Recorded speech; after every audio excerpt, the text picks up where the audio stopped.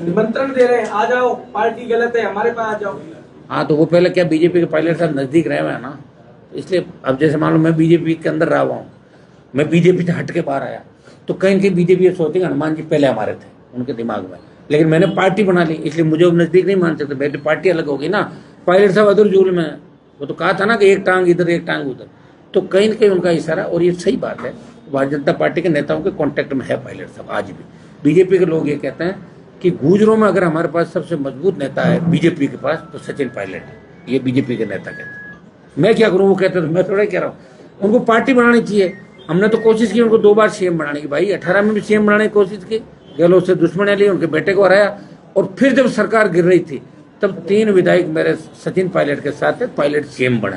अब उनकी किस्मत में नहीं है तो मैं क्या कर सकता हूँ, मैं थोड़ी किस्मत लिखूंगा, और अब वो नहीं रह सकता। अब आप केरल में कह रहे हैं हमने जीता दिया, अरे यार खुद राजस्थान तो जीता ही नहीं पा रहे हो। कई बीजेपी के नेताओं को दिमाग खराब हो गया, कह रहे बंगाल हमने जीता रहे, तुम खुद तो अपनी सीटों में जीत नहीं पाए 3-3 4-4 बार, शर्म तो करो थोड़ी बार। क्या बयान दिला रहे हो बेचारे सीधे लोगों से कि इनका ये रहा, बंगाल में छुप गए तुम, कुछ बाहर तो नहीं निकले थे, टीएमसी के डर से प्रचार तो नहीं करते थे 8 बजे बाद, यहाँ कह रहे हमने जीता दिया, खा पी के होटलों में पड़े रहते थे, फालतू की बात करते हैं। ये बात नहीं करनी चाहिए लोगों को, उनको खुद के गिरेबान में झांक के देना, तुम्हारा खुद का तुम्हारे क्षेत्र में प्रभाव नहीं है, और आने वाले चुनाव में भी तुम हारोगे बुरी तरीके से। इसलिए बंगाल जिताने की बात मत करो, बंगाल कैसे जीता कैसे नहीं जीता पूरा देश जानता है। थोड़ा सा ममता बनर्जी का जो अहंकार था, उनके एमपी जाते ही नहीं थे इलाके के अंदर, मैं देखता था, वो तो परमानेंट दिल्ली रहते थे, तो कहीं न कहीं लंबे समय तक शासन रहा, उसकी वजह से बंगाल हारा है। तो केरल और तमिलनाडु फिर बीजेपी जादू क्यों नहीं दिखाया, बताओ मुझे, दिखा देते वहां पे। अब आगे आ जाएगा पंचायत राज चुनाव, राजस्थान के चुनाव आ जाएंगे, हम इसके अंदर नहीं पड़ रहे हैं। और चूंकि बार बार आपका सवाल ये सही है कि थर्ड फ्रंट कब बनेगा, वो सही है, आप भी तो साथ दो मेरा, मीडिया वाले दिया था ना केजरीवाल का, बना दिया सीएम, हो जाओ 1 महीने के लिए, बोल दो कि 1 महीने हम सिर्फ हनुमान बेनीवाल के साथ खड़े हैं, बन जाएगी सरकार। ये मीडिया की महत्वपूर्ण भूमिका होती है भाई इसके अंदर। हाँ, हनुमान जी, आपने कहा कि विजय सरकार बना ले गए वहाँ करके, तो इतनी बड़ी जीत, लेकिन सरकार तो वो अभी भी नहीं बना पा रहे, तो सीटें ही कम रह गई ऐसी। 100 सीट लेना ही बड़ी बात है। हमारे यहाँ तो मान लो 50-60-100 सीट देते तो अपना भी बन जाएगी सरकार, पीछे भाग के आ जाएंगे लोग। भाई सुनिए मेरी बात, 100 सीट लेना बहुत बड़ी बात है 2 साल के अंदर।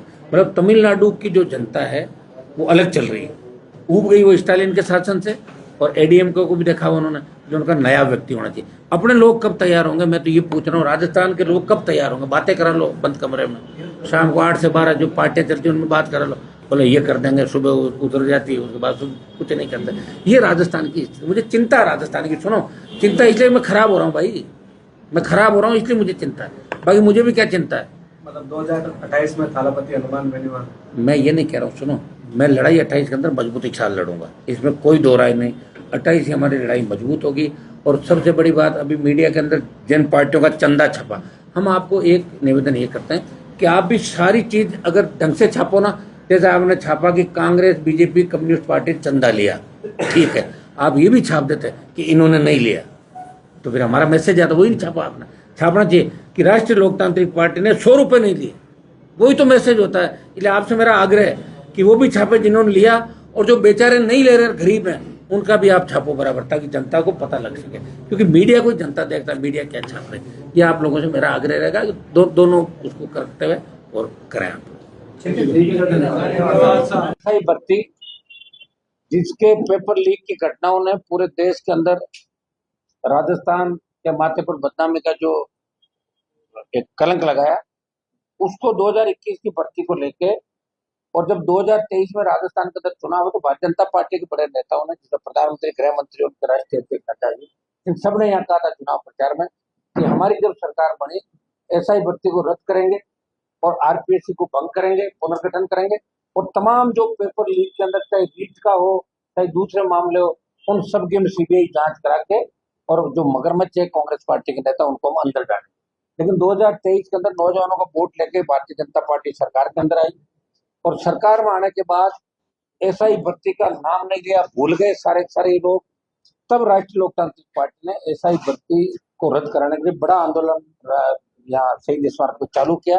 ये 859 के लगभग सब इंस्पेक्टर थे, और इनमें से 600 से ज्यादा फर्जी थे, जिनमें आरपीएससी के मेंबर से लेके बड़े लोग, मुख्यमंत्री, पूर्व मुख्यमंत्री के जो पीएसओ थे, उनका बेटा, कई अधिकारियों के बच्चे, कई नेताओं के बच्चे, ये इस तरह पेपर लीक कर पेपर सोशल मीडिया पे भी कई जगह वायरल हो गया था।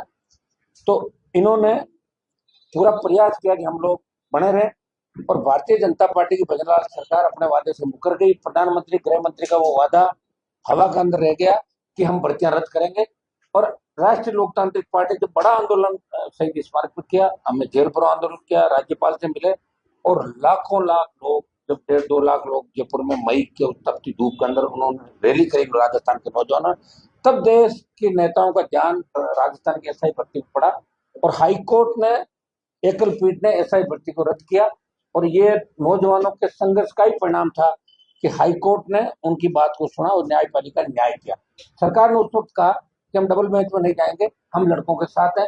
और कई नेताओं ने इसका क्रेडिट लेने के लिए, जो बीजेपी सरकार बनने के बाद एक बयान तक उनका नहीं आया, लेकिन क्रेडिट की होड़ मच गई। कभी तो कृषि मंत्री कह रहे थे कि हम ये कर रहे हैं, वो कर रहे हैं, बिल्कुल वो नहीं करेंगे, अपील नहीं करेंगे। भजनलाल जी का अपील नहीं करेंगे, हम बच्चों के साथ हैं, हमारी एसआईटी और एसओजी की वजह से भर्ती रद्द हुई है। और थोड़े दिनों बाद सरकार का एक दूसरा जो ग्रुप था वो आ गया और उन्होंने कहा सर जो लड़के निर्दोष हैं उनका क्या, तो आप डबल बेंच में सरकार ने अपील करी। और तब पार्लियामेंट में, लोकसभा के अंदर हमने मामला उठाया। फिर हमने आह्वान किया कि अगर डबल बेंच करेंगे तो हम दिल्ली कूच करेंगे। और डबल बेंच ने भी छात्रों के हित में फैसला किया और न्याय किया और भर्ती को सिंगल बेंच के आदेश को यथावत रखा। तब जो चयनित थानेदार थे वो सुप्रीम कोर्ट गए और सुप्रीम कोर्ट के अंदर एसएलपी दायर की। और इधर हमारे जो पीड़ित बच्चे थे उन्होंने भी किस तरह, मतलब उनके पास फीस भी नहीं होगी, सुप्रीम कोर्ट में लड़ाई लड़ना बड़ा टेढ़ा काम है, एक एक ढंग का वकील हो, एक एस्पिरेंट की कितनी फीस होती है। ये बच्चे अपने दम पे लड़े और सुप्रीम कोर्ट ने आखिर न्याय किया, राजस्थान की सरकार को लताड़ पिलाई। High court single bench, double bench, तो सुप्रीम कोर्ट ने ये कहा कि आरपीएससी पुनर्गठन होना चाहिए, आरपीएससी के संजय सूत्र से तमाम लोगों के खिलाफ अपराधी मुकदमा दर्ज हो और इसके अंदर जो जो आरोपी है और राजनीतिक नियुक्तियां नहीं हो, जो आरोपी उनके खिलाफ कार्रवाई हो, ये सुप्रीम कोर्ट ने कह दिया।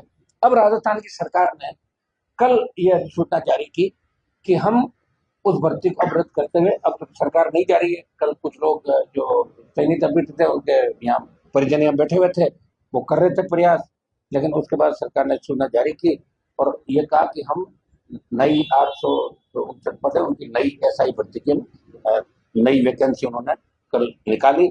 लेकिन उसके अंदर उन्होंने ये किया कि जो लोग बैठे थे, शायद 3,83,000 के करीब, 3 लाख एग्जाम जिन्होंने दिया, 8 लाख के लगभग फार्म भरे, 7 लाख से ज्यादा, और 3,83,000 या 90,000 जो भी बच्चे बैठे, फिर उनको कहा कि वही लोग अब इसको नए सिरे से देंगे। तो सरकार से हमारी मांग है कि 3,83 में 8 में आपके क्या फर्क पड़ रहा है, आपने फीस तो ले ली उनसे 400 रुपए पर फार्म की। तो हमारी मांग है कि 8 लाख जो बच्चे जिन्होंने उसमें फार्म भरा, हो सकता है एज उनकी निकल गई हो, उसमें छूट देते हुए उन 8 लाख बच्चों को मौका दे, ईमानदारों को अपना पा जाएगा। ये हमारी सरकार की पहली मांग है। और दूसरी मांग ये है कि 23 में जब बीजेपी सरकार बनी थी उसके बाद और पहले जो जो इन्होंने वादे किए, पेपर लीक की जो घटनाएं, चाहे ओएमआर का घोटाला रहा, हमने जो जो मामले उठाए वो धरातल पाए, लेकिन एक भी प्रकरण को सीबीआई को क्यों नहीं दिया। रीट की जो एग्जाम थी उसमें सीबीआई को क्यों नहीं दिया। जब कटारा पकड़े गए, दूसरे लोग कांग्रेस के नेता पकड़े, उन्होंने कहा हमने तो कांग्रेस के नेताओं के कहने से ये काम किया। तो मेरा भजनलाल सरकार से और देश के प्रधानमंत्री से कहना, मैं बार बार पार्लियामेंट में इस बात को उठाता हूँ और मैं मीडिया का धन्यवाद इस बात का दूंगा कि आप लगातार इन मामलों को उठा रहे हो। अगर आप नहीं हो तो कोई बात बाहर ही नहीं है। कुछ तो हमारे बच्चे मेहनत कर रहे, तो आप लोग कर रहे हो, उसके बाद नेताओं की नींद खुलती। लेकिन राजस्थान में स्थिति कांग्रेस हो रही है, क्योंकि जितने भी मगरमच्छ थे वो कांग्रेस पार्टी थे, पकड़े जाएंगे, उसमें कांग्रेस की सरकार थी, तो वो अपना एडजस्टमेंट करने में कहीं नहीं लगे हुए। भजनलाल जी को अप्लाई कर रहे हैं, कभी चुनाव के नाम पे गलत टिकट देकर कर रहे हैं, कहीं किसी तरह का कहने को बात दूसरी, और रात को जाके सीएम से मिल लेते हैं। तो ये स्थिति राजस्थान की है। और अब हम जितने भी भर्तियां और जो पेपर लीक की घटनाएं हुई है, इसमें तो बच्चों की बहुत बड़ी जीत हुई एसआई भर्ती को, पहली बार लगा देश में, और इस देश का सबसे बड़ा आंदोलन हुआ कि एसआई भर्ती के जो गलत थानेदार चुने गए थे, 600 से ज्यादा फर्जी थानेदार, वो जेलों में भी गए। कुछ लोगों को एसओजी ने अलग कमरे के अंदर सेटलमेंट कर निकाल दिया, कम से कम 200-250 मुलजिम एसओजी निकाले। अब जांच बाकी, पता नहीं